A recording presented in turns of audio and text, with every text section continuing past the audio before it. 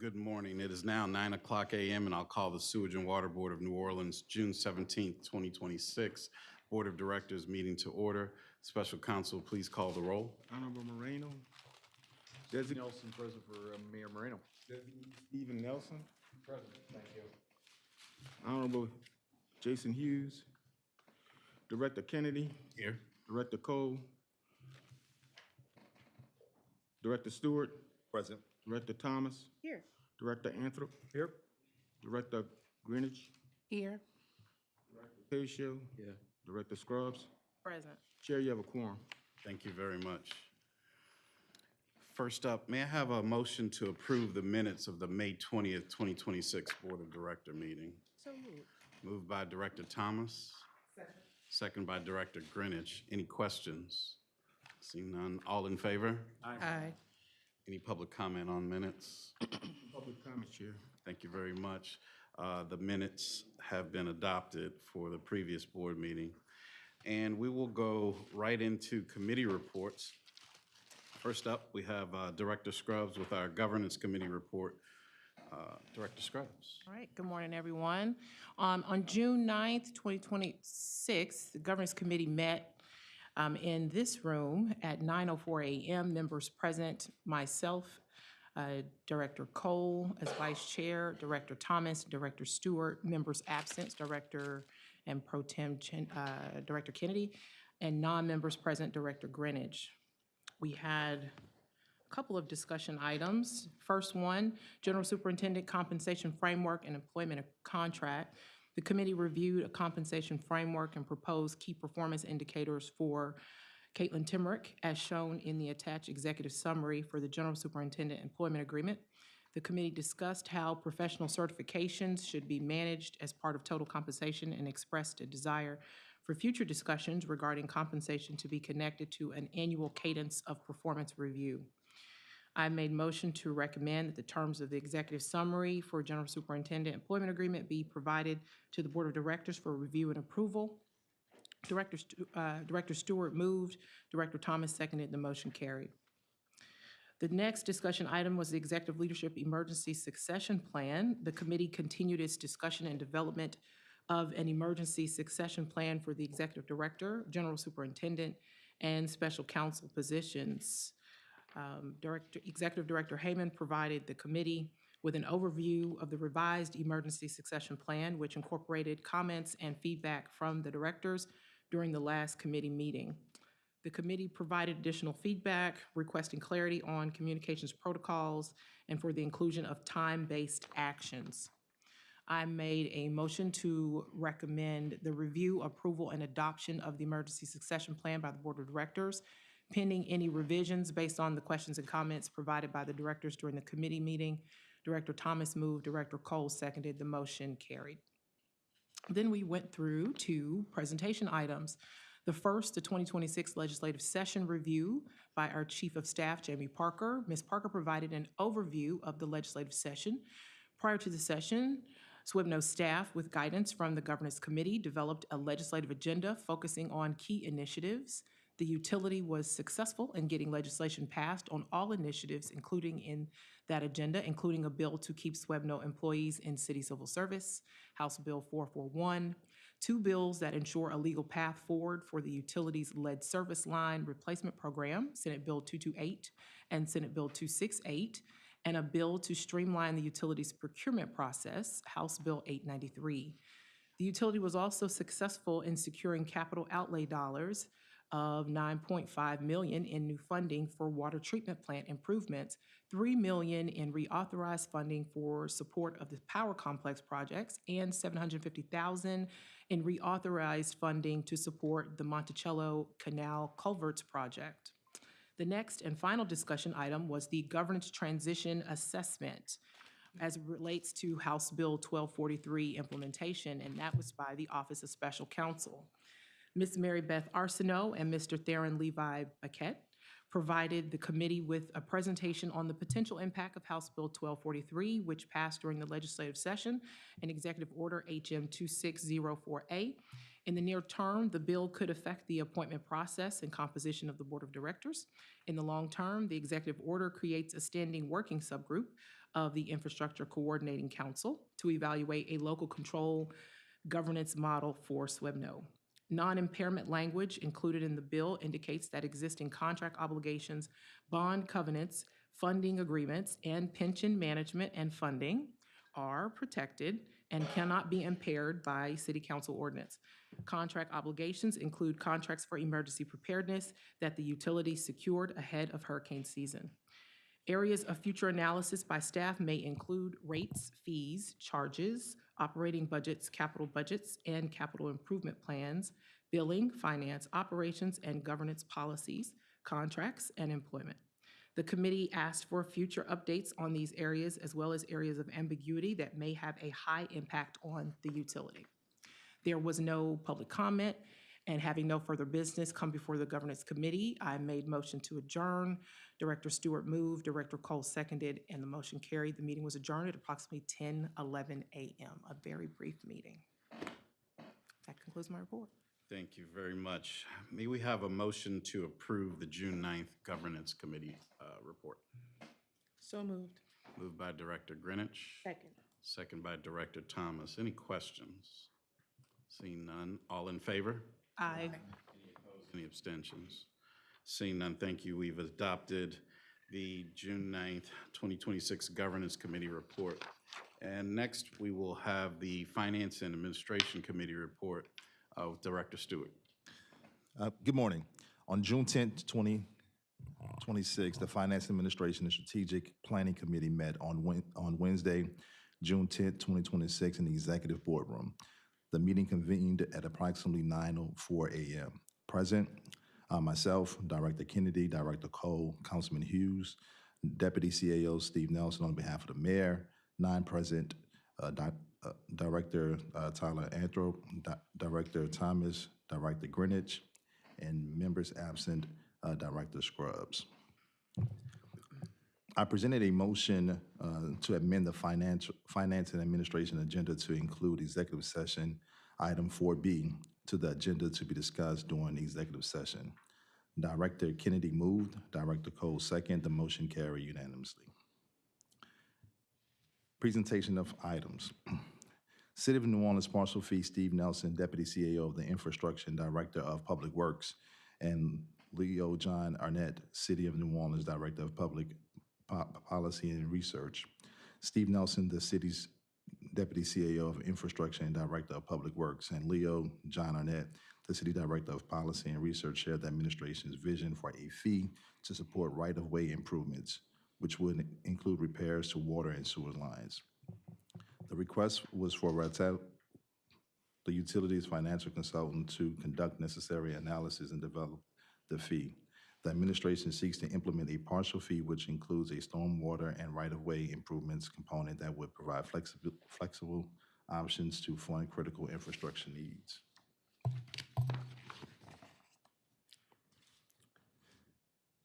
Mr. Lewis' report on preliminary April financials provided an update on the annual audit of the Oracle System Conversion Project. The audit is expected to be completed in the next couple of weeks by the state deadline of June 30th. The April year-to-date financial information was compiled using data from the new system along with some estimates expenses due to the Oracle conversion. Revenue. Water and sewer operating revenues for April amounted to $17.9 million, which is $5.3 million below budget, mainly due to lower bill consumption and increased customer credits for the month. Drainage taxes for the month were $7.9 million, totaling $64.1 million to date, which is ahead of budget. Year-to-date operating expenses for April totaled $80.3 million, which is lower than budgeted and will require ongoing monitoring due to the system changes. Cash on hand. Cash collection for water and sewer bills reached $21.1 million in May, compared to $24.3 million in April, indicating an improvement over historical average. As of April 30, cash on hand was $155 for water, $232 for sewer, an increase from the previous month and above the required 90 days. The draft audit financial statements for 2025 also indicated that the required bond metrics exceeded the minimum stipulated in the bond indenture for both liquidity and debt services. The statistics for the Promise Pay plan showed a slight increase, with 72% of the past due customers, 22,866, enrolled in active payment plan out of the total of 138,000 connections. There was a 28% decrease in the number of customers with a past due balance. Customer service, Keith James, Customer Service Manager, and Renell Brown, Interim Chief of Customer Service, reported on the continued increase in customer service activity through all customer channels. The committee inquired about staffing levels, with Mr. James reporting that 2 new hires and the effort to better align staffing with the strategic objectives of the department. The committee inquired about additional metrics to track items such as resolved calls, strategies to achieve lower wait times, with the Chief of Customer Service indicating that there was continued modernization of systems and processes. It expected that the capabilities will become available. The total customer interactions for the month were 44,983, including integrated voice response, email calls, and walk-in customers, compared to 58,718 in March. Councilman Hughes expressed his concern regarding the occurrence of drop calls and inquired about the implication of these interruptions. He questioned whether SWIPNO is tracking the resolution of issues reported by customers when they experience drop calls, and noted a significant increase in the number of disconnections. The directors asked to consider alternative methods for presenting this information and to identify the next step for tracking these issues. Action items. Resolution R0682026, authorization of amendment number 4 for professional service for the feasibility analysis and development of a parcel fee between Sewage and Water Board of New Orleans and Raptelis Financial Consultants Incorporated. I made a motion to approve the resolution R0682026. Director Cole moved. Director Kennedy seconded. The motion carried. The following persons appeared before the Finance and Administration to make comments. Chris Ralston raised a concern regarding comments made toward JEI Solutions related to the contract for RFP 2025 SWB 18. Mr. Ralston also acknowledges that the case is still pending. Kennedy Moore. Ms. Moore from the Water Collaborative emphasized the necessity of collaborating with SWIPNO to develop a comprehensive plan for a holistic approach to water management. This approach prioritizes transparency, affordability, equity, and public trust. She looks forward to the possibility of working with the city and SWIPNO to advance the future improvements in water infrastructure. Jessica Danridge submitted an online comment expressing concerns regarding R0682026 related to the parcel fee, and emphasized the need for transparency, accountability before additional funds are allocated. General Superintendent's Report, contracts awarded. Resolution R0582026, authorization of the extension and renewal number 1 for contract CM 250005, drainage, cleaning, and inspection services between the Sewage and Water Board of New Orleans and the Compliance Environmental Service LLC. Resolution R0712026, contract 8171, renewal number 2, repaving open cuts in the streets and driveways and sidewalks resulting from underground utility repairs between Sewage and Water Board of New Orleans and Fleming Construction Company, LLC. Director Stewart made a motion to approve contract awards. Director Cole moved. Director Kennedy seconded. The motion carried. Contract amendments. Resolution R0422026, authorization of amendment number 1 to the agreement between the Sewage and Water Board of New Orleans and Xylem Dewatering Solutions Incorporated, DBA Watch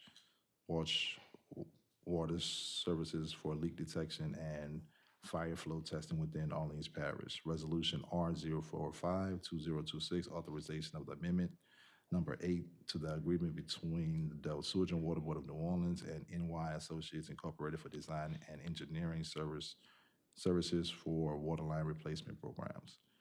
Resolution R 462026, authorization of the amendment number 10 to the agreement between the Sewage and Water Board of New Orleans and Mott McDonald LLC, design and engineering services for water line replacement programs.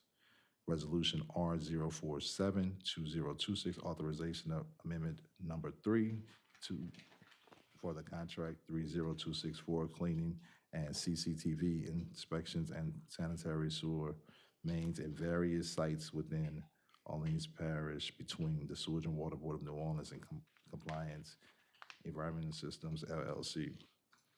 Director Stewart made a motion to approve the contract amendments. Director Cole moved. Director Kennedy second. The motion carried.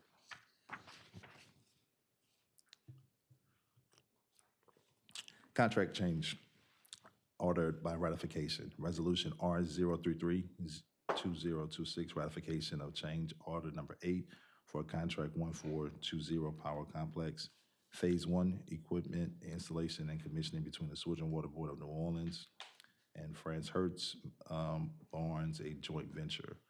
Resolution R 0492026, ratification of change order number 3 for the contract 2164 water main line replacement and extension at various locations throughout Orleans Parish between the line replacement and extension various locations throughout Orleans Parish between the Sewage and Water Board of New Orleans and Wallace C. Drennan Incorporated.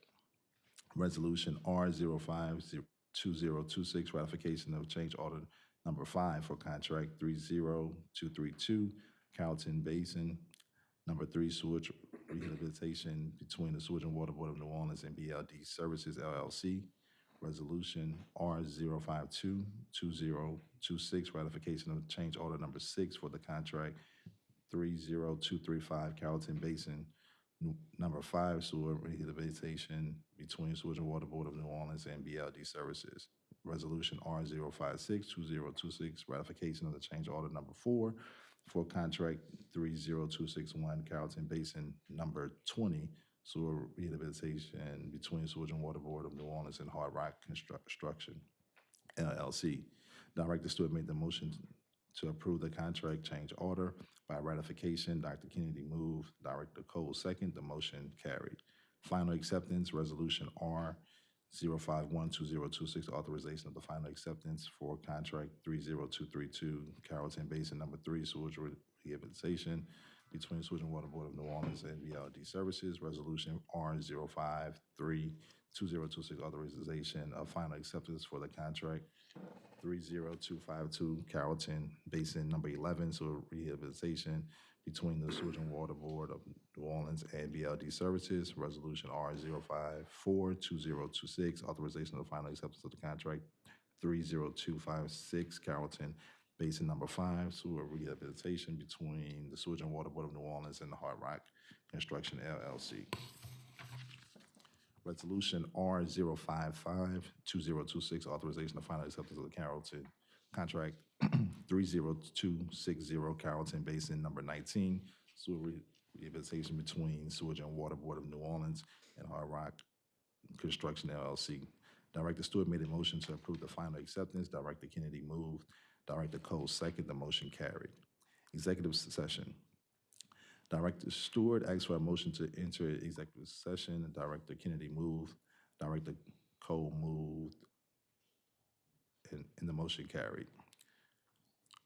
Pursuant to Louisiana Revised Statute 4217A2, the Finance and Administration Committee of the Sewage and Water Board of New Orleans will meet in final executive session to discuss in the matter of war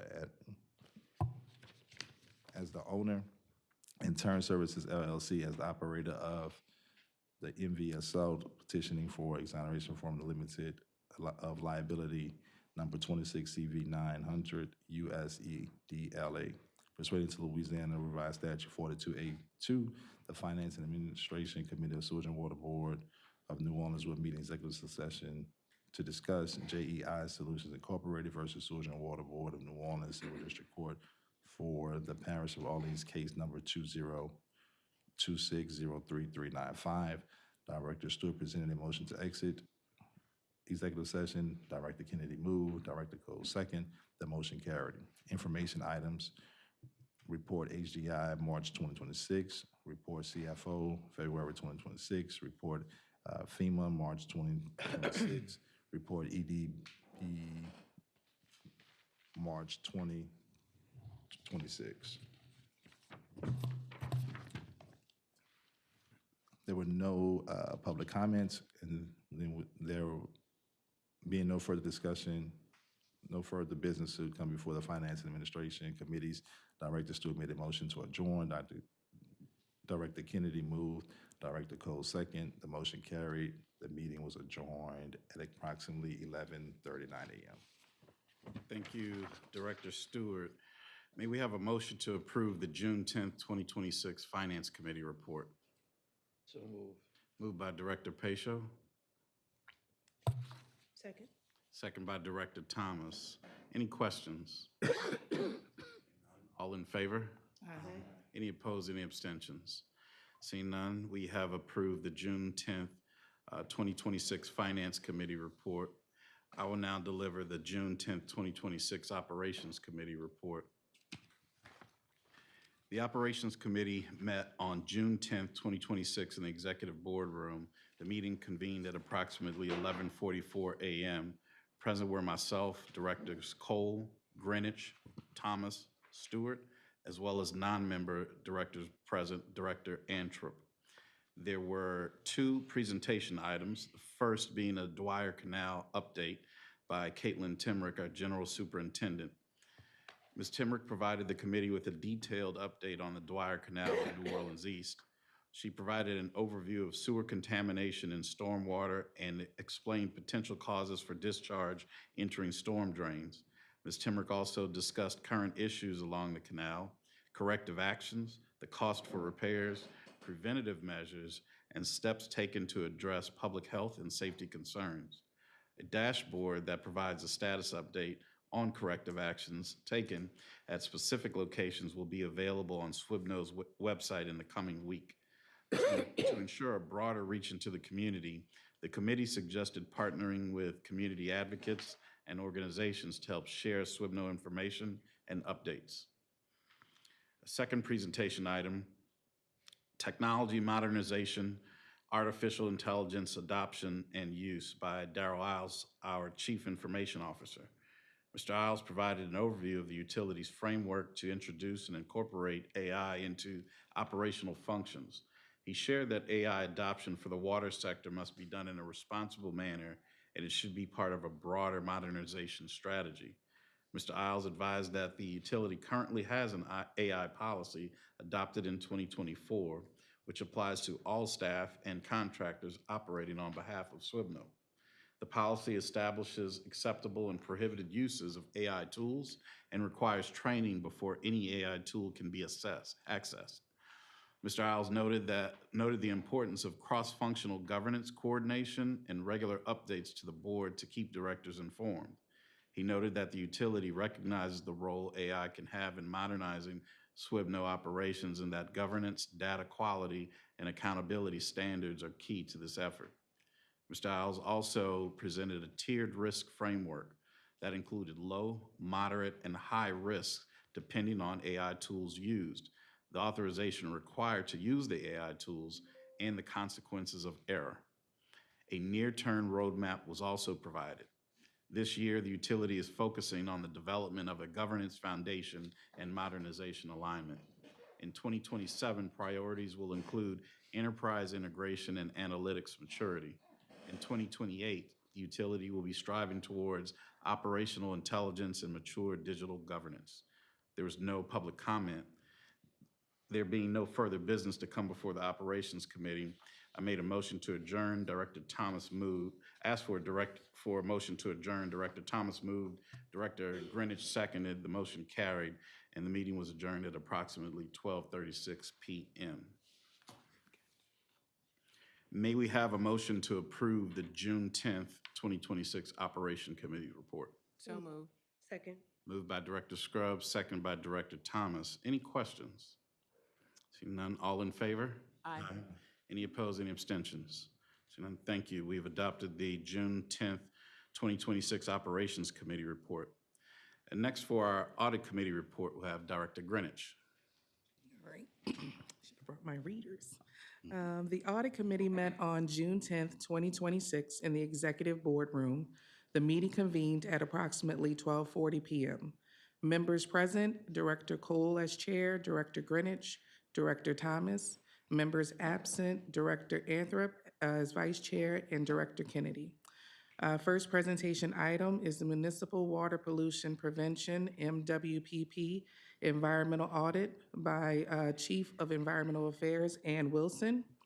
Ms. Wilson conducted a presentation on the MWPP Environmental Audit, offering a detailed overview of the audit for the West Bank and East Bank wastewater treatment plants. The audit is based on 7 key areas. 1, influent flow loadings. 2, effluent quality plant performance. 3, age of treatment plant. 4, overflows and bypasses. 5, ultimate disposition of sludge. 6, new development. And 7, operator certification training. Ms. Wilson discussed the scoring system, noting that the objective is to achieve the lowest score.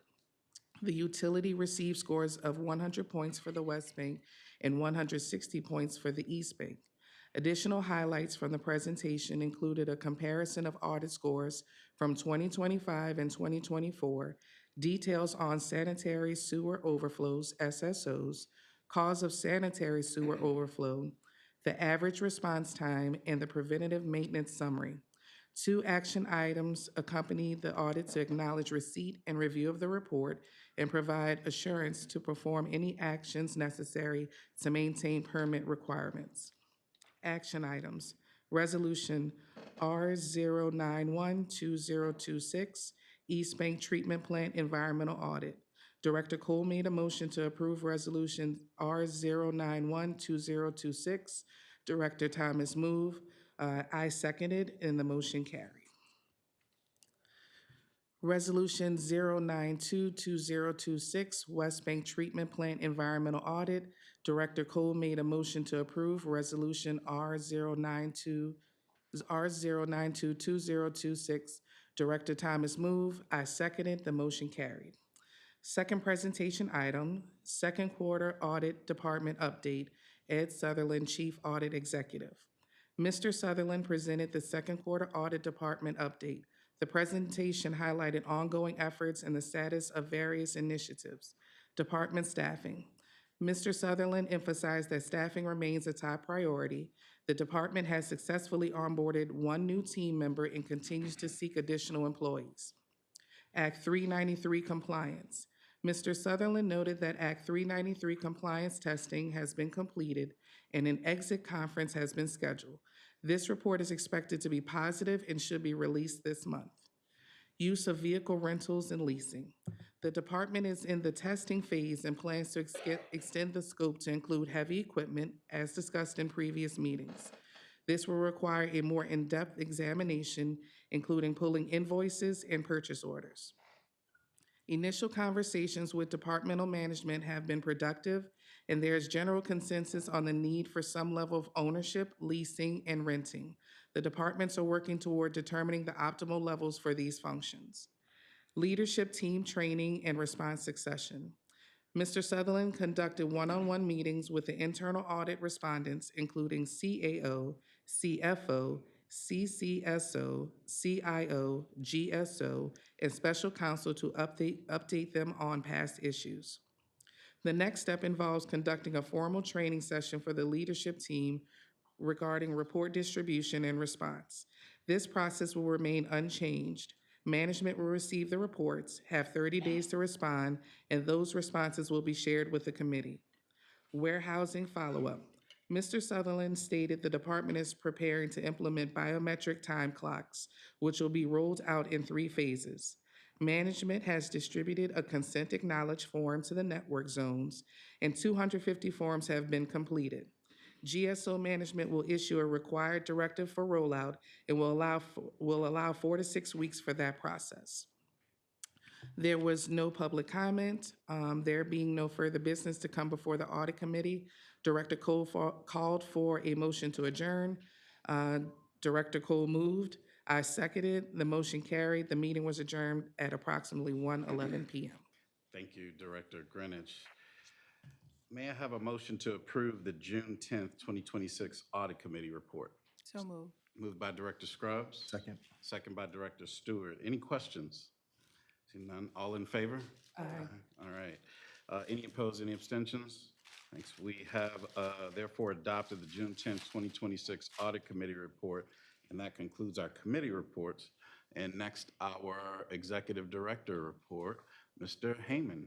Yes, good morning. I'm glad to report to you today.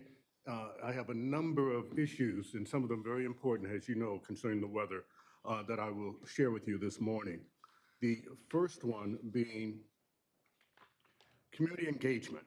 As you know, we're trying to be more transparent and share more information with the public. And so we're going into the communities, and we have a series of meetings, and several of them we've already held. Well, we've already had the 4 of them already. We have 3 more left. Because of the rain conditions, we had to cancel this week's group of meetings, but we will follow up with them. Community engagement is a major focus right now. As I said, we've held our recent meetings. Additionally, the annual Water System Consumer Confidence Report will be distributed to customers this month.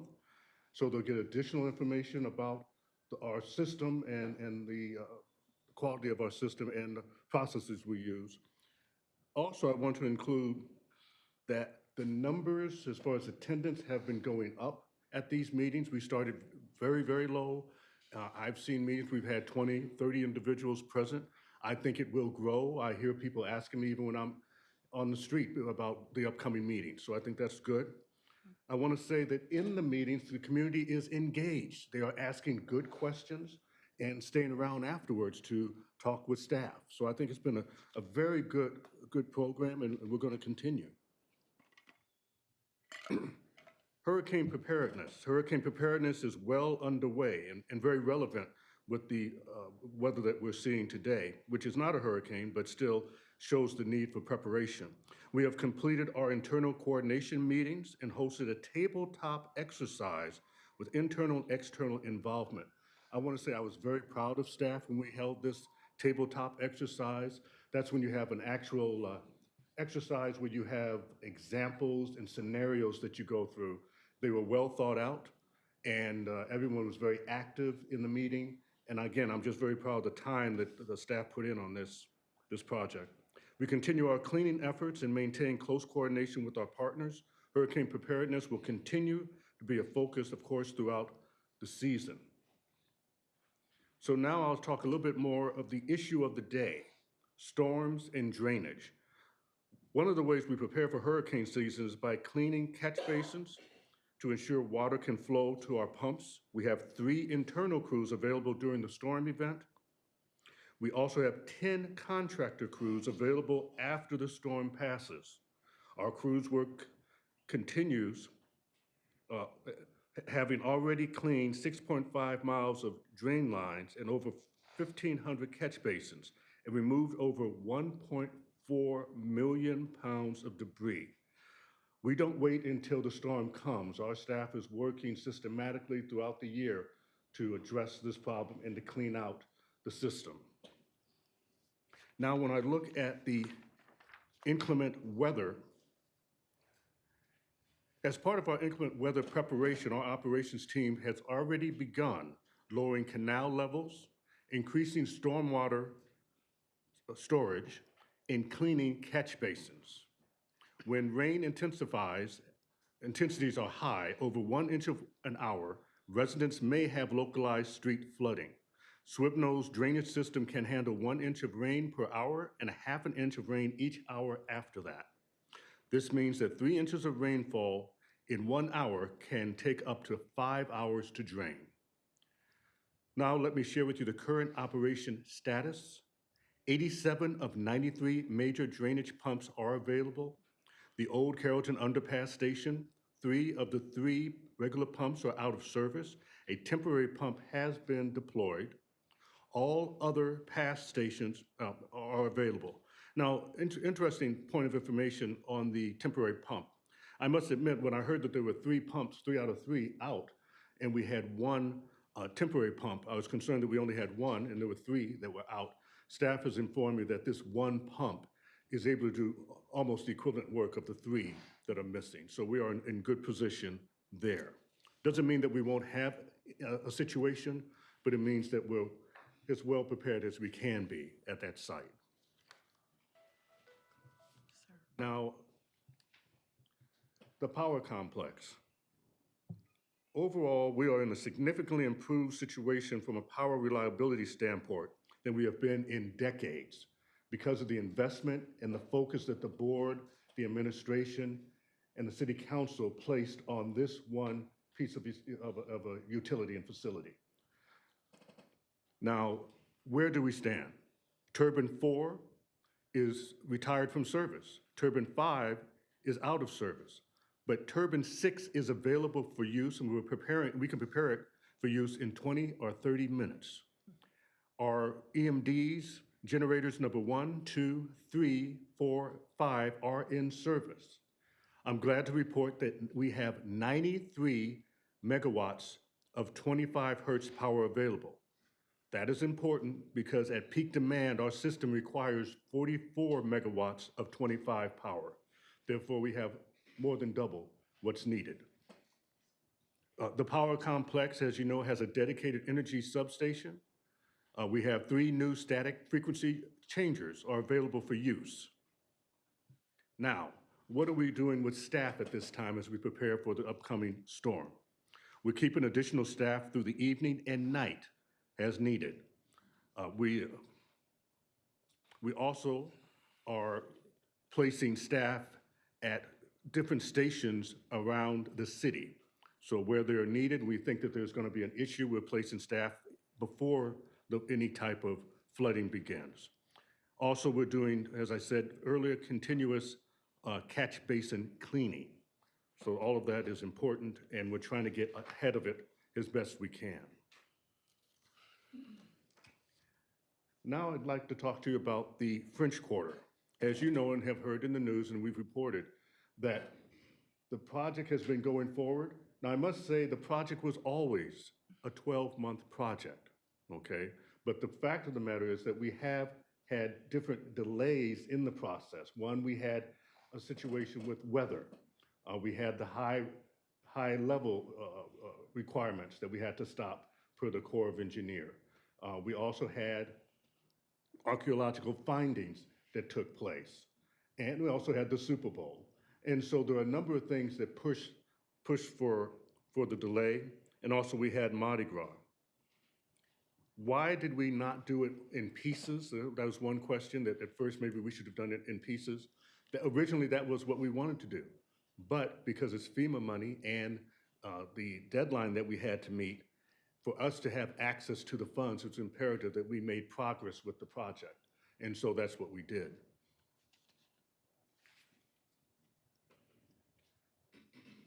So as I mentioned, we had the artifacts were found, we had weather events, we had freezing weather in late December, and we had, of course, Mardi Gras, and we had to work with our sister utilities to make the site available for them to do their work, complete it, and to leave. Now, what is going on at this point? As I said, we met with the businesses.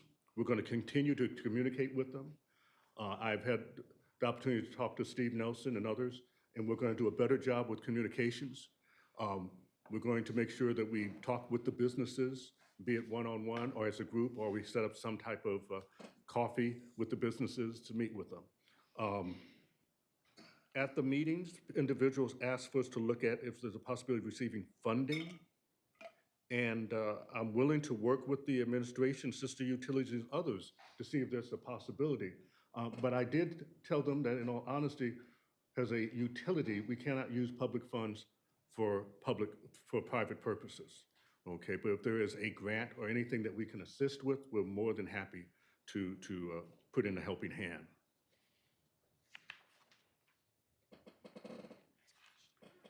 Okay. Now, I'll give you an update on the French Quarter on a block-to-block basis. 600 block of St. Peter's, all water and sewer drainage work is complete. Concrete paving is complete. Sidewalk restoration and energy work remains and is scheduled to begin today, weather permitting. Fencing is planned to be removed by June 30th. Jersey barriers have been installed while sidewalk restoration continues.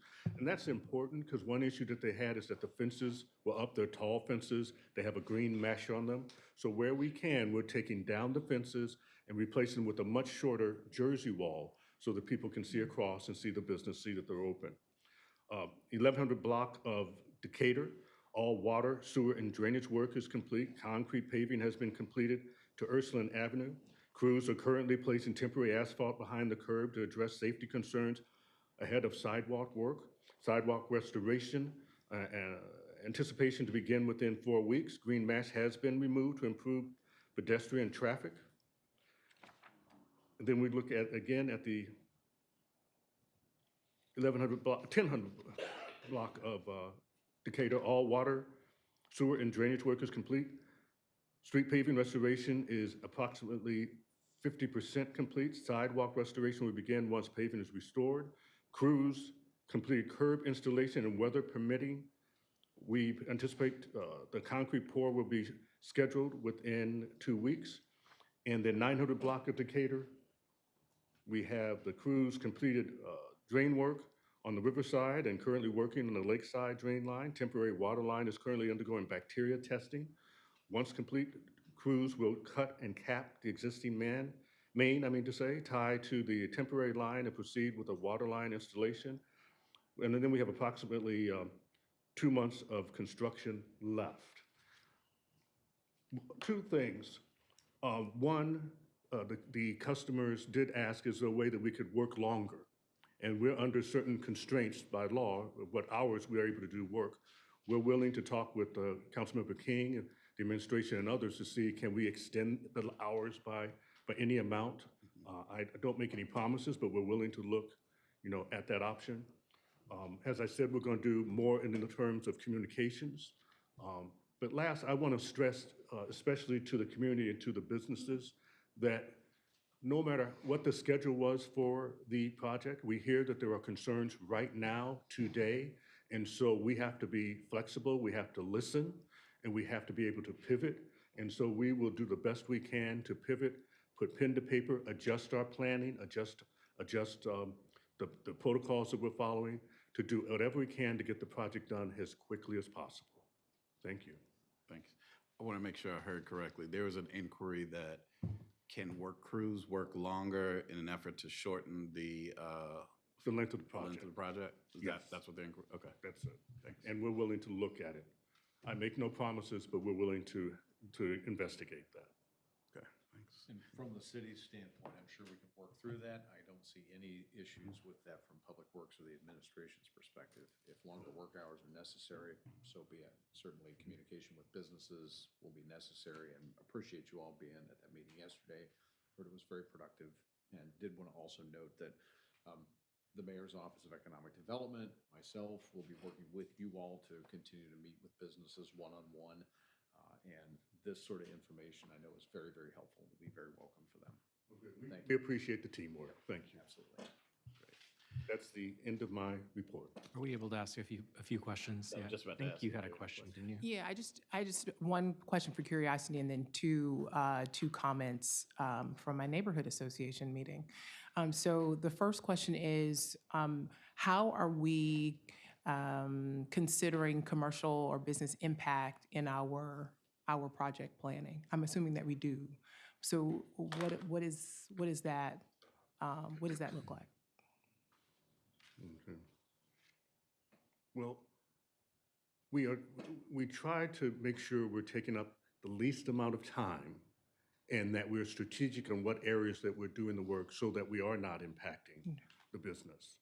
But at the end of the day, we're in the business of having to tear up the street and tear up the sidewalks and coordinate with other utilities. Right. So it's a difficult process, but it is something that we consider as we develop our plans. Great, and I'd be interested in if there are any lessons we learned that we can implement on future project planning. The other was two comments from my LGDA, Lower Garden District Association meeting we attended this week. There was the announcement of a catch basin party that be taken on June 27th. The member of the board who talked about it, Camille, I don't remember Camille's last name, but she was very enthusiastic. There will be drinks served after. As a board member, I was very, very proud of my neighborhood association. I think it's a fantastic model. I don't know how, I know we are going out into the community and meeting with folks, and I know we're going to community meetings, but that type of community member engagement is gold. And so I'd love to see us encourage more of that with the neighborhood associations, and I will be there if I don't have any scheduling conflicts. The other is a testimonial that was also very touching. A number of my neighbors went out for drinks after the community association meeting, and one of my neighbors said she had been experiencing flooding so bad for so long that they'd called that area of the street a bayou, I think, and had literally seen someone canoe past it on a kayak or something. I don't know. She might be making that up. But anyway, she said it was really bad. And very recently, after 2 years of this repeated flooding, it was resolved. And they have not seen that level of flooding or anywhere near that level of flooding since. And so she said, I don't know what changed, but it's changed, it's different, it's fixed. And so I wanted to, I know we don't always hear those testimonials, but I was present for it, and I told her I made sure it made its way all the way to the boardroom table. So that's the comments I have for that. It's good to hear. Yeah, and I just had a few comments on the Decatur Street discussion. I think it's encouraging to hear that we're working on potentially extending hours of work, but I would request that obviously there's not just businesses in this area, there are also people that live there. So if we're extending hours into times, I don't want to create a new problem where residents are saying you're keeping them from sleeping at night. So I think I want to keep in mind that there are lots of different things happening there. We need to notify residents if we're going to be extending our work hours. And then I also think it's important because we just keep talking about the sort of like mitigation or reactive measures that we're taking, but we're not really talking about the benefits of the project and why we're doing it. So we're talking a lot about how it just like, we're kind of like, well, it has to be done, and so we're just doing it and it's hard. But I think it's important that we communicate to the residents of the whole city, but in particular to the ones in the area, of why we're doing it and what the benefits of the project are, right? It sounds like not only are we getting a new transmission main, which I think we all have recently, in particular, as an entire city have understood is a critical part of our infrastructure. And so that's, of course, important that we're making a significant improvement to such an important piece of infrastructure. But it sounds like we're also getting significant improvement to other utilities in the street and sort of improving the street for the longer term to make sure that it's not, that this doesn't happen again in the near term. So I think it's important that we communicate the benefits as well, And I and the agree. reasons for why we are doing what we're doing. I agree. I'll say very quickly, the project involves the replacement of 1,600 feet of 24-inch aged cast iron transmission main. 2,000 feet of new drainage lines were replaced or upgraded, along with addressing the associated catch basins. 1,500 feet of sewer was inspected and repaired or lined. New water sewer services connections were installed, including several fire service connections on 3 blocks of Decatur Street and 1 block of St. Peter's. Infrastructure more than a century old that poses a significant risk of failure if left unaddressed. I think actually one of the customers said it best when he said he was a second generation and he understood this project needed to be done because he has a son. And that son will benefit, and their sons will benefit for the next 100 years. This is a generational project. It was always known to be a large project, about 365 days. But nevertheless, we have compassion. I told them my godfather was a pharmacist, and he had a very small business. And he taught me that small businesses is difficult to run. I saw times when he couldn't pay, or had difficulty getting the payroll. And so I expressed that to the community, and that it doesn't matter how long the project was, there's an issue now, and we need to address it, have better communications, and know how to pivot and sharpen our pencil, and we're willing to do that. We will adjust. Thank you. Yeah. I have a question regarding the, excuse me, catch basin cleaning. When we're talking about crews and for scale, for knowledge, how many actual employees are we talking about when you say 3 internal crews are doing the catch basin cleaning? Yeah, so that would be around 2 people per crew, and so that would be 6 No, people doing that, look, yeah.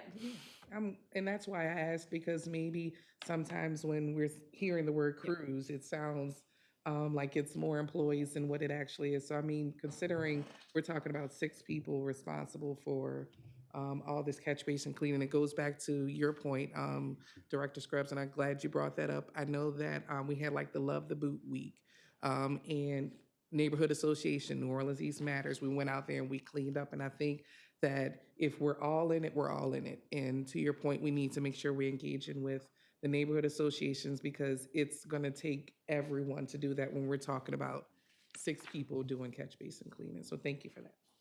Yeah, I do just want to add to that, you know, that's one of the reasons at this point we're supplementing with a contractor workforce. That's not our long-term objective. We certainly want to kind of bolster that with our own internal crews.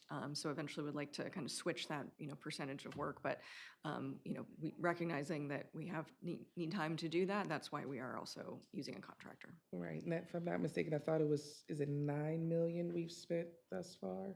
Not this far. That is what, 9 to 10 is what we expect to receive throughout the entire year, For the which is year. about what we received last year as well. And that's for, we're talking about how many of a percentage for the catch basin? Was it 7, 8% that we're thinking? Yeah, so I think last year we did just around, yeah, I think it was just under 10% of what, of the total amount. Yeah. Yeah. It's a heavy job. All right, thank you. Thanks. Any other questions, comments? All right, thank you very much for that report, Mr. Heyman. Next, we will go into our action items. Let's see. First up, we have Resolution R 069/2026, Amendment Number 3 to Agreement for Armed Security Guard Services at Board Facilities. It's a renewal. And Mr. Higginbotham? Yes, thank you. Ladies and gentlemen, I'm Jason Hickenbotham, Chief of Security for the Sewage and Water Board. This is the final renewal before you for the security guard contract, which covers our facilities, the Carrollton Water Plant, Algiers Water Plant, river stations, and our Central Yard Complex, as well as this building. This contract will be placed out for bid next year with some improvement changes. Thank you very much. That's it. All right, Thank you, sir. thanks. Thank you. Thank you, Mr. Higginbotham. May we have a motion to approve R 069/2026? So moved. Moved by Director Anthrop. Second.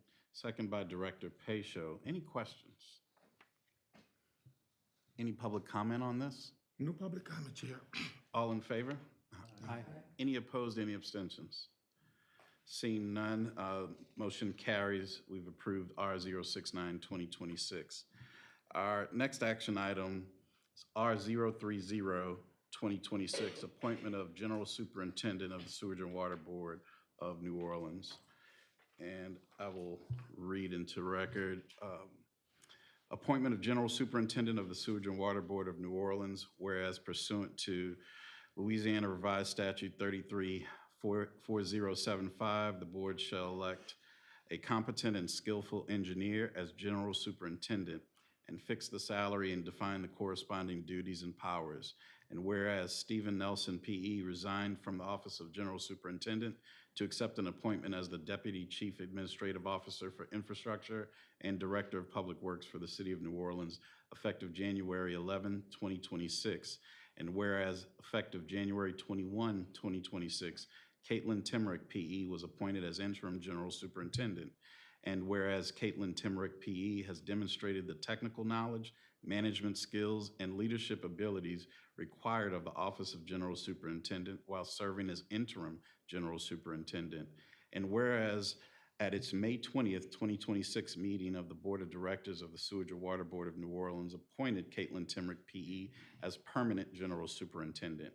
And whereas at its meeting June 9, 2026, the Governance Committee of the Sewage and Water Board of New Orleans approved an executive summary of recommendations for compensation, term, benefits, performance indicators, and other terms applicable to engagement of Caitlin Timmerick, P.E., as permanent General Superintendent.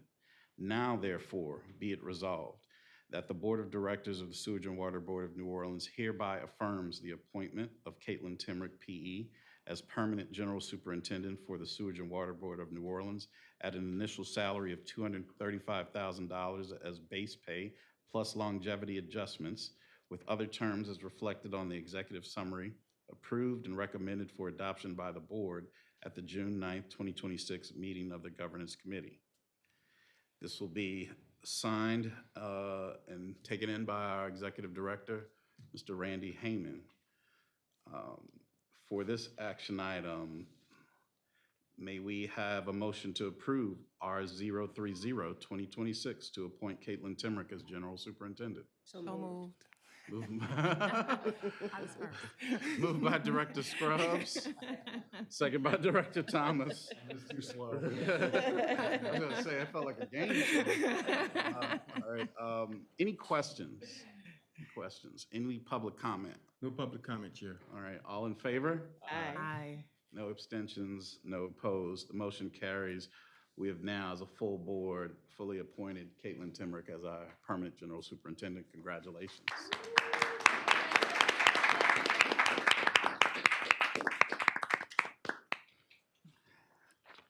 And next, we're going to come right back to you for work. So, next up, we have Resolution R040-2026, Award of Contract 2025 SWB 18 for skilled and unskilled labor for maintenance between Sewage and Water Board of New Orleans and Abacus Service Corporation. Ms. Timrick. Yes, this award of this contract was deferred at the most recent board meeting, and we are bringing it back to the board for action at this time. Thank you very much.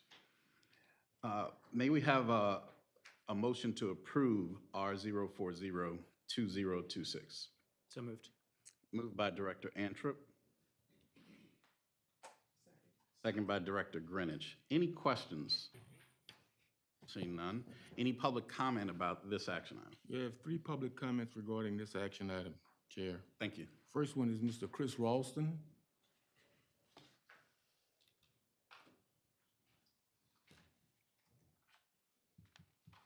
Minutes, sir. Morning, Mr. Chair. Thank you. Thank you to the board. I was here on May 20th when this board met last, and I won't regurgitate my comments. We've asked for some updates, and I don't know where things stand because our issue before was that we didn't get information that we had asked for. It made it difficult to go through the protest system when we were not given. We were only given redacted copies of documents with respect to the proposals, obviously representing JEI Solutions.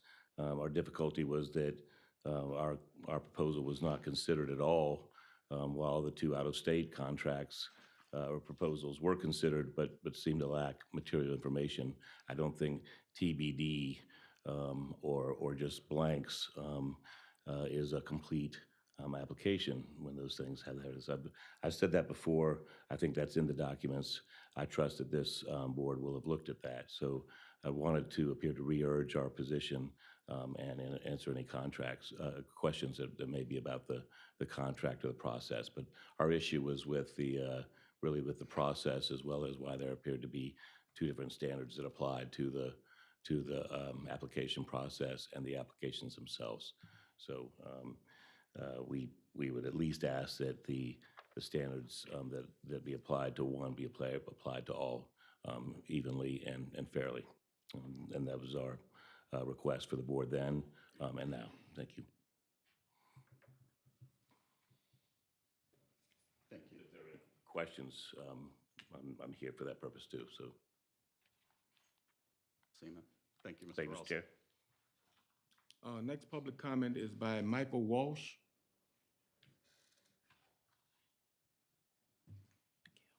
I believe Abacus has a representative here. If we could let her speak first before me. You'd like to defer and have Yeah, her speak defer before you? to- Yes, if I could Okay. defer. That would be Miss Elena Irving.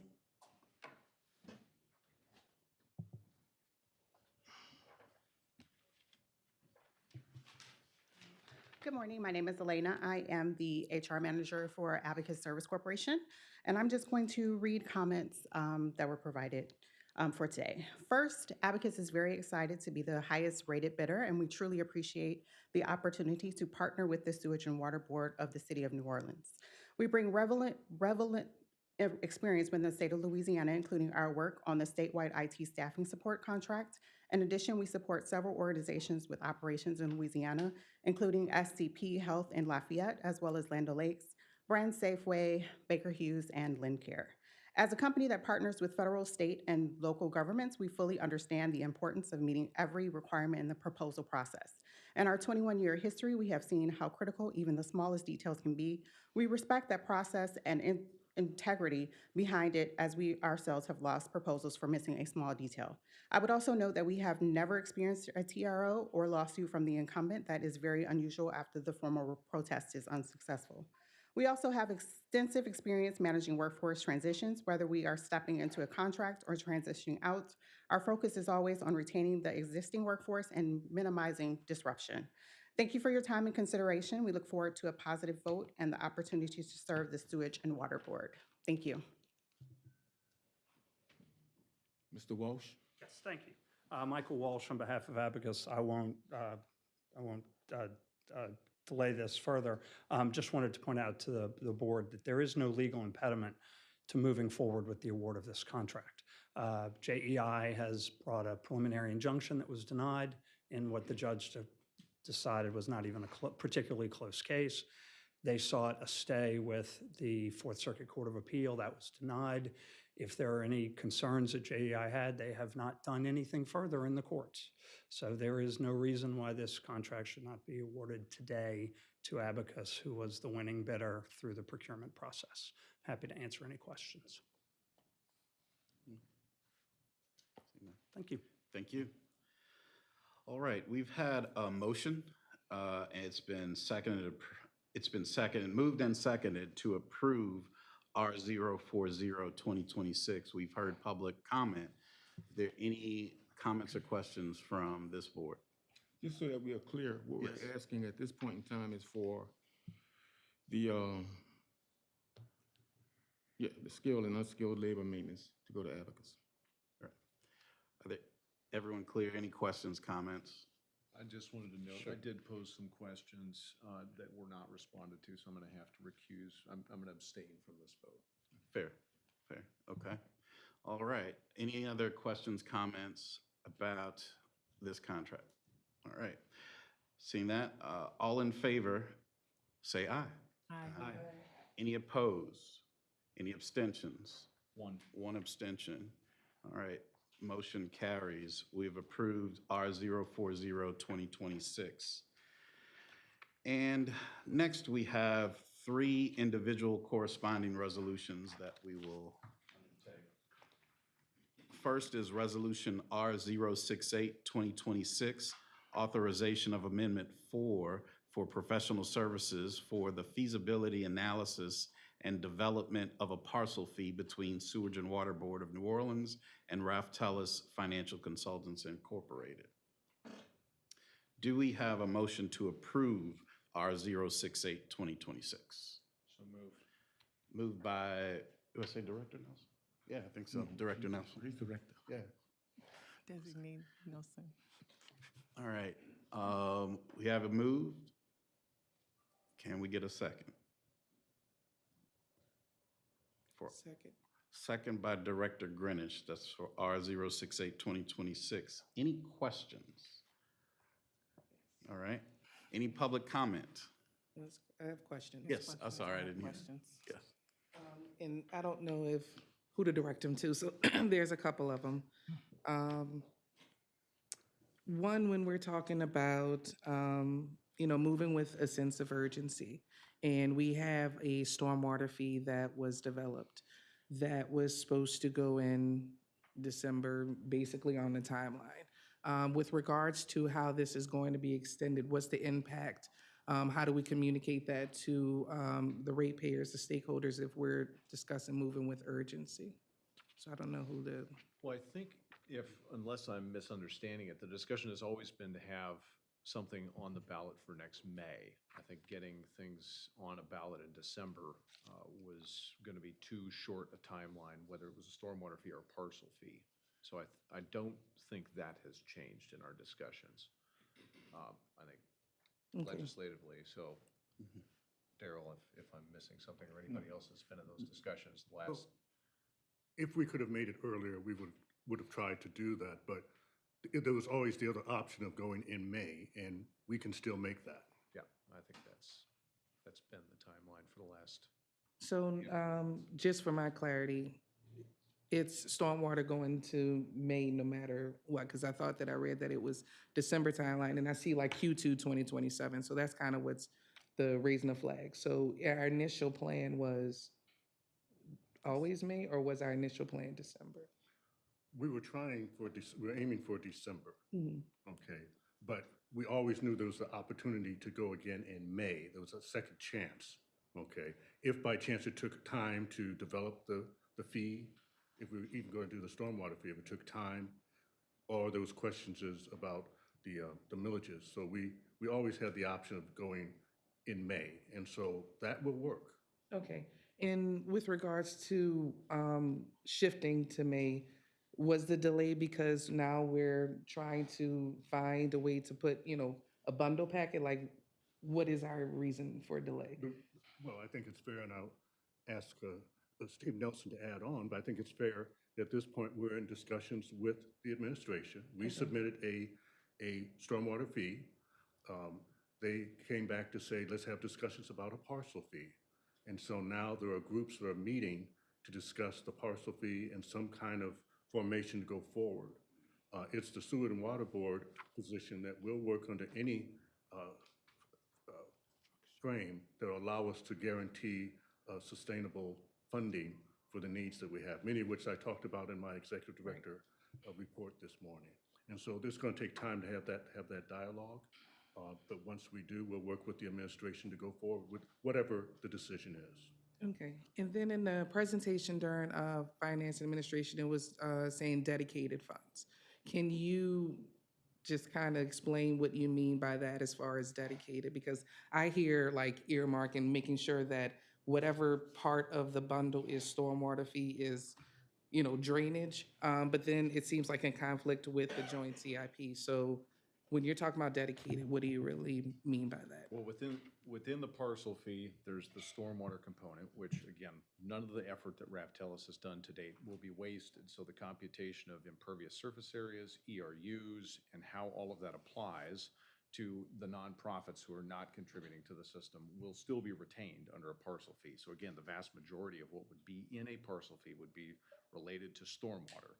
There's also the next piece that we're asking Raftellus for input on is something like a trip generation calculation. So again, the entities that are not paying into the system, the 40% of the property values that are not part of the tax rolls, what is their impact on the public right-of-way, streets, sidewalks, lights, et cetera? We need Raftellus to help figure out what that would look like so that we can have a parcel fee that addresses the entire right-of-way. Okay, but the dedicated part, so will the stormwater component be strictly dedicated to drainage? There will be, yes, the calculation that lays that out will provide, we have to be able to provide that clearly so that those customers who are paying into the system know what they're paying for. And Okay. that's where the Raftellus piece of merging those together in a parcel fee is important. Okay, and I'm sorry to keep pushing, just so I can understand. So, but the outcome of the funds? Because again, we are in a critical piece with this drainage part. Is that going to be able that we can do an earmark? And I know that it's supposed to be kind of going to city council, the projects are going to be approved, but it's just, if we're talking about multiple projects, they're going to have the same pot of money, quote unquote. How can we ensure that it's going to be spent on the drainage that we need? And then also, bonding capacity, like how do we ensure that there's, year one, Sewage and Water Board's going to get 50 million. Year two, they're going to get 50 million. Year three, they're going to get 50 million. But if we're flexing with projects, how do we sustain that from a bonding capacity as well? Yeah, so that's part of what the city council is going to be taking on as the budget review, as I understand it, as part of the legislation that's going on in August, and a big part of that is transparency. So ensuring that projects are laid out, that budgets are clear, and that the funding from a parcel fee is transparently allocated so that the public, the board, your resources are clearly, our resources together are clearly quantified and applied toward projects. So that line up with the intent of the funding. Okay, and just lastly, because Stormwater has done a needs assessment, I think the number was 50 million. So if we're adding this component, what needs assessment is going to be done in adding this component? Because the original study was a 2016 drainage study. Now, it seems, with the change order, it's shifting out of scope, and I'm not sure completely what's in scope or out of scope right now. But with that, are they doing a needs assessment on like road repair work and adding to the 50 million, or is it this is a fee to address the 50 million as well? Like, what's the needs assessment I component? want to be sure everybody's clear. The number of 50 million has been thrown out, but with the intent of a stormwater fee, a parcel fee, a use fee, those who are already paying into the system should not and cannot be burdened additionally. It's those nonprofits being brought into the fold to pay at the same level. So if you're a property owner, whether you're a hotel or a single family homeowner, you're not going to pay any more or any less for a parcel fee. If you're a nonprofit who's part of that 40% of the assessed value, you should be paying at the same level for those services that you're benefiting from with your business, your whatever the nonprofit is. So whatever that funding generates is what is going to be, it's not driven the other way around. Okay. We have to start with equity and end with equity. We cannot have a burden that's higher on those who are already paying. Right. As we all know, taxes, everything else is at a point where we cannot increase that on those who are already contributing. So the number may not be 50 million. Okay. The number will be whatever is fair and equitable between those different groups. Okay, and then the equity piece of that, when we're talking about stakeholder engagement. So what is the difference between, when stormwater fee, if like that were to have proceeded on a timeline, they would have had public engagement. Would the public engagement not be able to change those components that would have made it more equitable? Or the solution is this additional thing is the mechanism that we're trying to go to make it equitable? Like, I guess I'm just asking, was there nothing that could have been done to stormwater to make it more equitable once it went to public engagement? Well, that's the next piece is the public engagement piece. So this amendment is for Raftellus to develop the framework around which the public meetings will take place. And the final product may change based on public input. We've got to go out because the voters are going to have to ultimately approve this. And so that's why a December timeline is too short in my view, and I believe the administration's view, whether it's a stormwater fee or a parcel fee. Trying to get in the next 6 months public buy-in for a measure in December would not go well, because this has to be passed. The drainage needs are critical. We all understand that. This group probably better than any. So the next piece is answering those questions and getting the public feedback on what Raftellus comes back with. Okay, all right, thank you. I just had one comment. As Director Nelson said, I think everybody understands that we need additional recurring funding for critical infrastructure needs. I think where we seem to differ is on how it should be structured, perhaps, how it should be governed once it arrives, how it should be protected, and then ultimately probably how it should be deployed.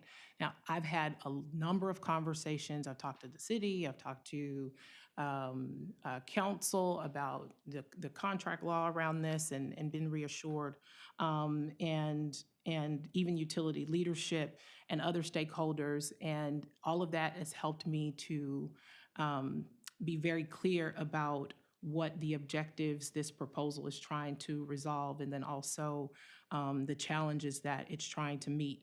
My understanding and anyone can correct me if I'm wrong, but my understanding is that this proposal is based upon an assumption and a belief that a broadened infrastructure funding approach is more likely or has a better likelihood of garnering the political support it needs to eventually become funding that we can have in hand. That is my understanding. Whether that proves to be the truth, facts, it remains to be seen. So we don't know that just yet, but my understanding is that is the critical question that this research work is supposed to help us evaluate. Okay, so in all of that, my comment is, in solving a political challenge,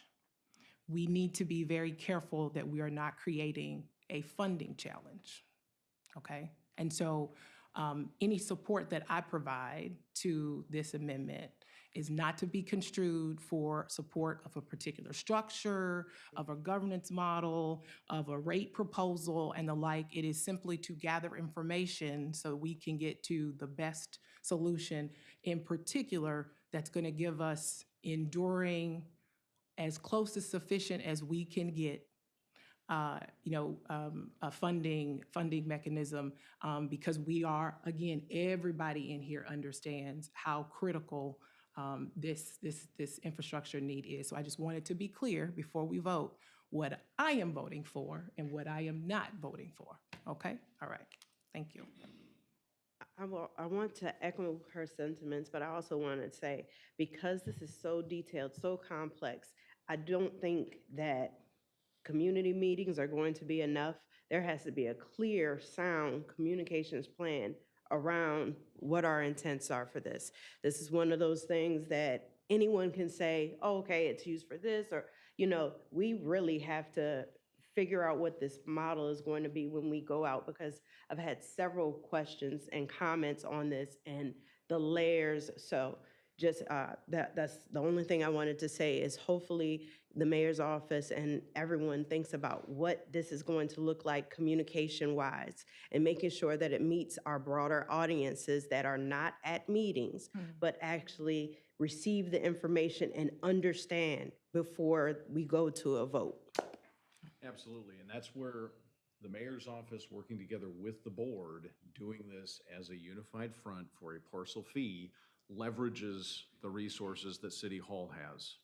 Extensive outreach, personnel, the ability to meet on a variety of levels to communicate very clearly what the intent of this is, what the results will be, so that the public will feel comfortable approving it next spring. If that isn't achieved, then we will not have achieved our objective. So your point's the one that we're all trying to make, I believe. Thank you. Just want to reiterate, we're not putting anything on the ballot with this vote. Correct. Right? We are saying that we want Raftellus to extend the work product that they've been diligently producing for some years. It's been, I think, in good faith and quality work from the presentations we've seen. This is a measure to expand that work. And I think we will have great information that we can collectively, in partnership with the administration, figure out what their needs are, what our needs are, what the city's needs are. That's for another time. For today, we're just talking about extending Raftellus's scope to get more information. That's it. Right? Any other questions? I remember 1990 very well, what it was like when we, 1990 very well, what it was like when we, as the community, voted against our best interests and lost the funding. So I think there's a lot of triggers here, but I want to make sure everyone can align on what this moment is and is not. Thank you. We're good? Yes. All right. So with that, I will return to the process. We asked for a motion. It was moved and seconded. We had public comment. Did we have public comment? No, we do have a public Yeah. comment. Thank you. Ms. Anna Nguyen? Hey, Anna. Good morning. My name is Anna Nguyen. I'm the Deputy Director at the Water Collaborative of Greater New Orleans.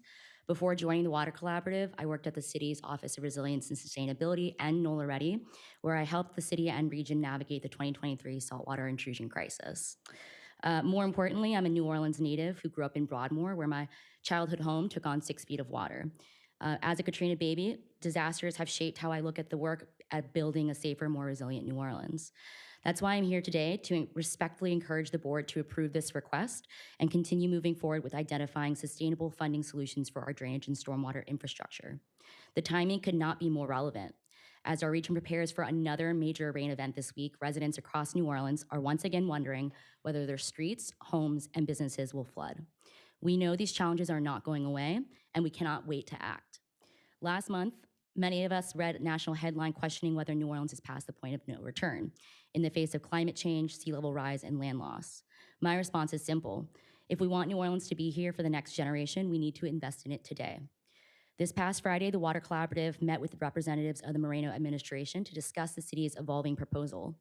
We were encouraged by the city's willingness to engage stakeholders and explore dedicated funding solutions for stormwater management. For the past 4 years, the Water Collaborative has led the Water Justice Fund initiative, a community-driven effort to create a fair and sustainable funding source for drainage infrastructure. We believe everybody who benefits from the drainage system should contribute fairly towards maintaining it, including tax-exempt properties that currently contribute little or nothing towards managing stormwater. Last year, we commissioned a citywide poll of 500 New Orleans voters.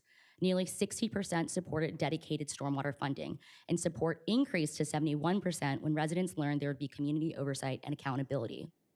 The message was clear. People understand the need to invest in drainage when the process is transparent and fair. That is especially important as the city considers proposals that could shift a greater share of costs onto homeowners while reducing costs for some large property owners. Whatever solution ultimately moves forward, equity must remain at the center of the conversation. And while we need additional funding for drainage improvements, we cannot solely focus on pumping our way out of this situation. We must also invest in projects that hold and manage water before it reaches the drainage system. Projects like the Mirabu Water Garden and DPSO1 Watershed Initiative will together store more than 20 million gallons of water, reducing pressure on the pumps and drainage canals while making neighborhoods more resilient. Green infrastructure and nature-based solutions must be a part of how we fund our future. For years, New Orleans has relied heavily on federal funding to advance resilience projects. These resources remain important, but they're increasingly uncertain and insufficient to meet the scale of our needs. If we want a more resilient future, we must be willing to invest in ourselves. We appreciate the administration's commitment to engaging stakeholders and hope the Water Collaborative will continue to have a seat at the table in these discussions moving forward. After 4 years of community engagement on this issue, we believe we can help ensure future solutions are effective, equitable, and grounded in the priorities of New Orleans residents. Thank you for your time and consideration. Thank you very much, Anna. Any other public comment? No other public comment, Chair. Okay. Resolution R068, 2026, authorization for amendment number 4 for professional services for the feasibility analysis and development of a parcel fee between Sewage and Water Board of New Orleans and Raftellus Financial Consultants. We've had a motion, it's been moved, it's been seconded. We've heard comments, questions, as well as public comments. At this time, all in favor? Aye. Any abstentions, any nays? Seeing none, we have adopted R068, 2026. Our next corresponding resolution is R091, 2026, East Bank Treatment Plant Environmental Audit. I have to do the audit separate as well. Yes. Okay, thank you. All right, so for that resolution, may we have a motion to approve? So Moved by Director Thomas. Second. Second by Director Antrim. Any questions? Any public comment on that? No public comment, Chair. All right, all in favor? Aye. Any opposed, any abstentions? Seeing none, we've adopted R091, 2026. And next, we have R092, 2026, West Bank Treatment Plant Environmental Audit. May we have a motion to approve? So moved. Moved by Director Thomas. Second. Second by Director Pacho. Any questions? Any public comment on that? No public comment, Chair. Seeing none, all in favor? Aye. Any opposed, any abstentions? None. We have approved Resolution R092, 2026. Thank you. And next we have 8 resolutions contract award renewals, contract amendments, and contract order by ratification. We can take these in globo. That is correct. Thank you. We have before us R058, 2026, R071, 2026, R048, 2026, R059, 2026, R060, 2026, R008, 2026, R061, 2026, R070, 2026.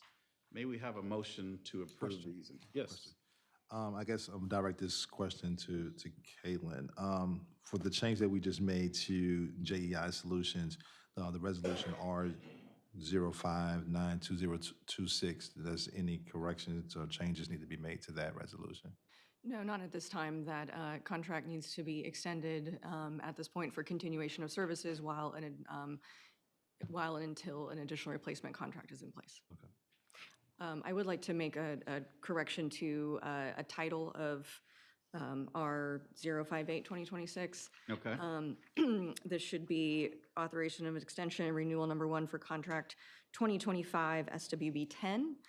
The previous title included just a different internal nomenclature, and so this is simply correcting the correct contract number. What number is being moved?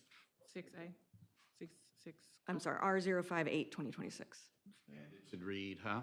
Authorization of extension and renewal number 1 for contract 2025-SWB-10. Got it. Yes.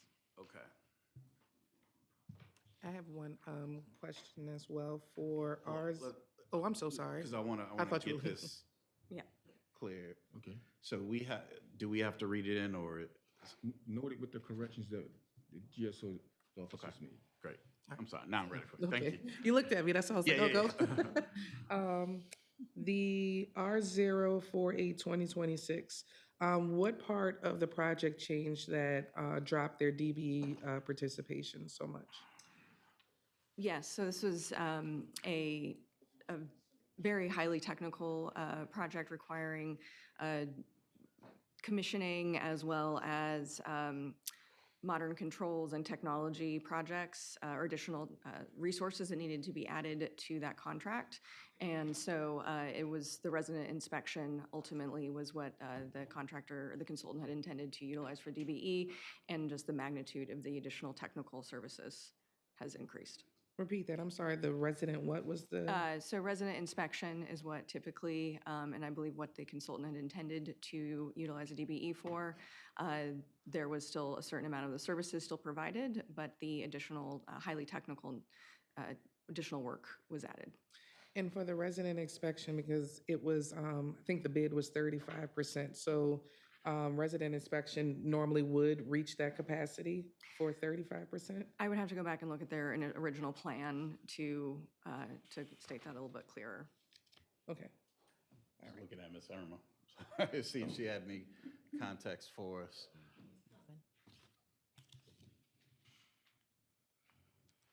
I knew you were out there, and I was just hoping you might have some context as well, because I thought that was a great question. Yes, it is. Irma Plummer, DBE Director.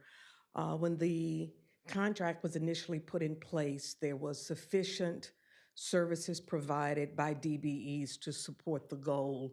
As the contract evolved and the needs of the board changed, when added services were provided, it did not provide opportunity for DBE participation. And so it was an urgent need for the board to move forward with those services which supported the development of the West Power Complex, specifically with professional services to support moving forward. And so this office monitored involvement by Jacobs in this process. We supported the actions taken because of the urgency of the services and needs of the board. And so we support what has taken place to this point. Is that? I guess just if it's just one part of the project, like maybe thinking about if it's only just one thing that's gonna be supporting 35%, maybe it could be multiple things. That's just kind of like my comment. I know it's aspirational. Yeah. Maybe just not having it just be one piece of that in case that goes kerplunk, then here we are at, 7%. I'm with you. I'm with you. Good. All right. Any other questions about that, about any of these resolutions? All right. So do we have to then pull out 58? No? No, we Okay. gonna just. So may we have a motion to approve R058 as corrected, R071, R048, I'm sorry, may we have a resolution to approve, motion to approve Resolution R058, 2026 as corrected, R071, 2026, R048, 2026, R059, 2026, R060, 2026, R008, 2026, R061, 2026, R070, 2026. So move. Moved by Director Stewart, Second. second by Director Greenwich. Any additional questions, comments? See none. Any public comments? No public comment, Chair. Thank you. All in favor? Aye. Any opposed, any abstentions? Thank you very much. We have approved those 8 resolutions in globo. And now we are ready for executive session. May I have a motion to enter executive session? So moved. Moved by Director Scruggs, second by Director Thomas. All in favor? Aye. Thank you. We are now in executive session.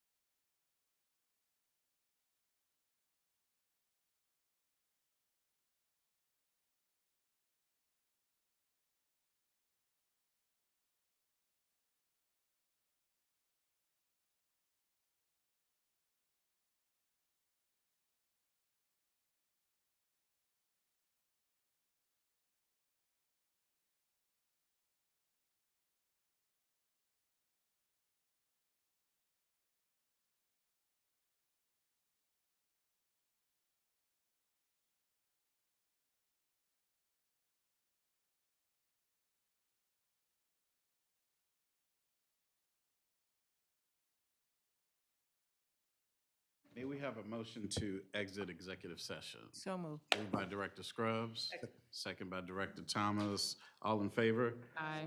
Thank you. We're now in regular session. There are 7 information items for board members to review. Are there any additional public comments, Special Counsel? You have to do the action item, right, on the, Oh, we have enough? Yeah. no, you have to accept the recommendation. I'm sorry. Thank you. That's an action. I'm happy to make that motion if you'd like. I'd like to make a motion to accept the special counsel's recommendation relative to the issue of Sewell et al. Versus Sewage and Water Board as discussed during executive session. Moved by Director Anthrop. Second. Second by Director Stewart. Any questions? All in favor? Aye. Aye. Motion carries. Thank you very much. And next, as mentioned, we have 7 information items for board members and public comment. We have 1 coming in. Online comment.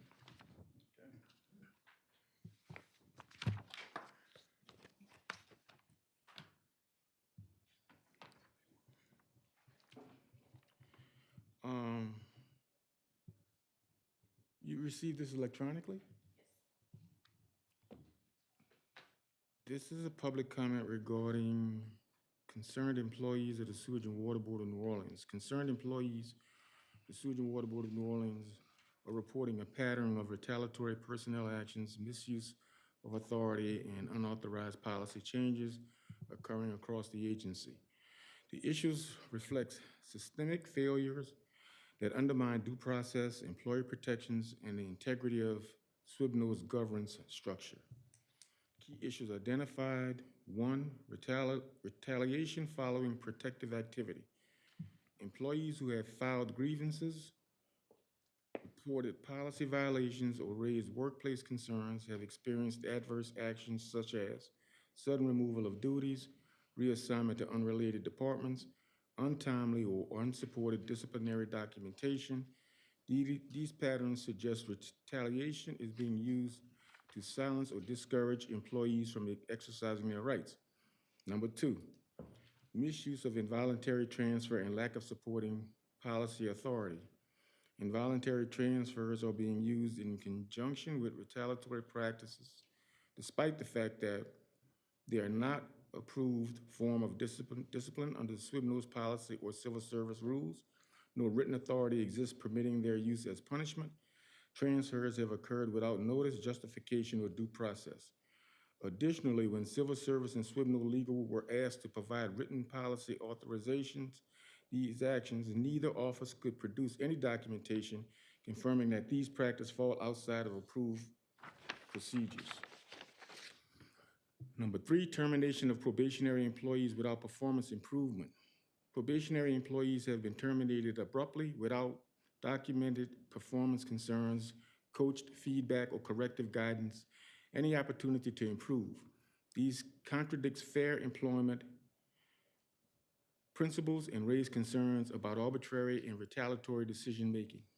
Lack of accountability at the executive level. Employees have been provided inconsistent or incorrect information about their rights, including being told they cannot appeal certain actions despite no policy supporting such limitations. The lack of oversight has allowed improper practices to continue unchecked. Number 5, unauthorized HR policy changes. The Human Resource Department has altered or reinterpreted policies without board approval, implemented internal rules that conflict with civil service protections and federal laws such as FMLA, use these changes to justify questionable personnel actions. The HR director is currently on probation but is not being held to the same standards as other probationary employees. Concerned employees believe the board should consider dismissal to protect the integrity of the agency's personnel system. Requested board action: concerned employees are calling on the board of directors to investigate recent personnel actions for indicators of retaliation, review the misuse of involuntary transfer in the absence of supporting policy authority, examine probationary terminations lacking documented performance processes, reinforce that HR policy changes require board approval and must align with civil service and federal law, ensure employees receive accurate information about their rights, take appropriate action regarding HR Director's probationary status, including discipline. Sincerely, Swibno Concerned Employees. All right, hearing that, I'm hypersensitive. Mr. Heyman, yes. Okay. I will say, before this email, there were other situations the board may remember when there were disciplinary actions taken and similar complaints were presented. And we looked at it and it was tied to the disciplinary action, which went through a process which also included third parties to do the evaluation. At this point, we weren't given this originally. When we received a copy, I immediately asked our CAO, David Callahan, to look at, investigate, and develop a response. And so we will have a preliminary response very soon. Also, the letter is anonymous and doesn't give specifics in cases for us to go and look at. It throws a broad net of go back and look at X terminations and all. To the extent that that's possible, we'll try to take a look at if there's any pattern to as best we can. But for the most part, not having a specific case to look at makes it difficult. But go right ahead. Go ahead, I defer. I think that in instances like this, it doesn't require us to have specific incidences. Correct. I think that what it calls for is a review, a self-reflection.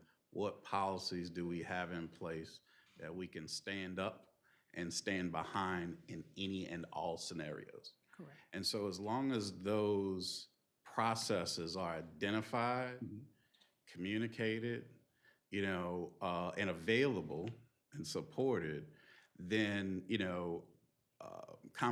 allegations are conversation only, right? It's, regardless if there's merit or not, it's always a good time when you hear stuff like this to say, are we doing the right thing systemically? I agree. We can look into see if we have the right policies in place, that if X is alleged, do we have a policy for that, or what is the protocol for that? And we will do that. Correct. And that way, because frankly, I think at the board level, unless they are, asserting a challenge from you or Dave as the head of HR, but ultimately you, then, we expect you to have those policies in place and communicated and in effect, to protect this board, but also protect the dignity of, the employees here. They want to work in a particular environment like everyone else does. So I'm hypersensitive to stuff like that. I think human resources are your most critical resource, and the most important part of any organization. And I know that it's not always a smooth, it's not utopia by any means, but I hear those things with a hypersensitive ear. That's all I got to say about that. Yeah.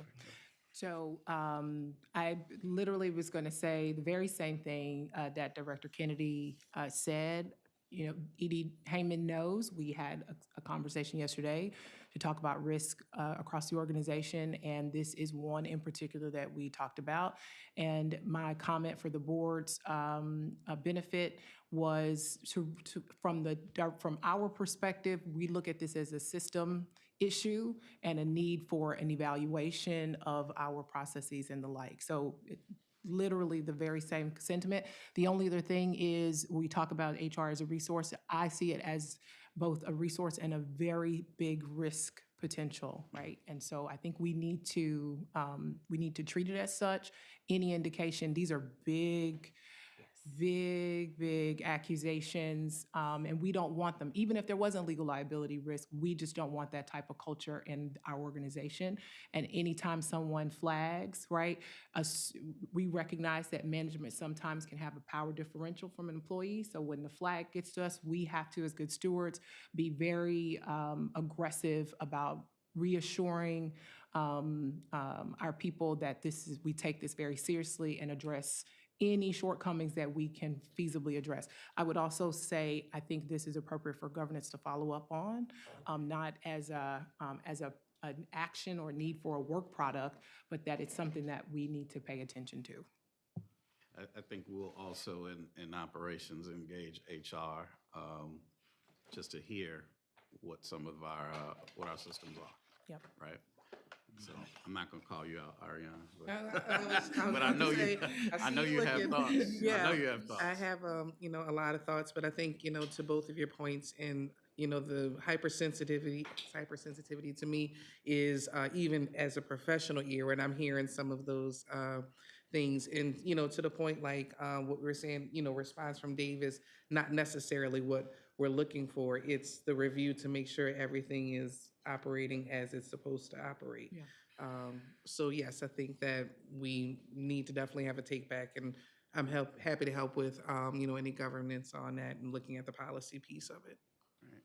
Any other comments, questions? Any other public comment? No public comments, Chair. Thank you very much. At this time, I will entertain a motion to adjourn. Oh. Moved by Director Scruggs, second by Director Thomas. All in favor? Aye. Thank you very much. This meeting is adjourned. Thank you. Thank you all.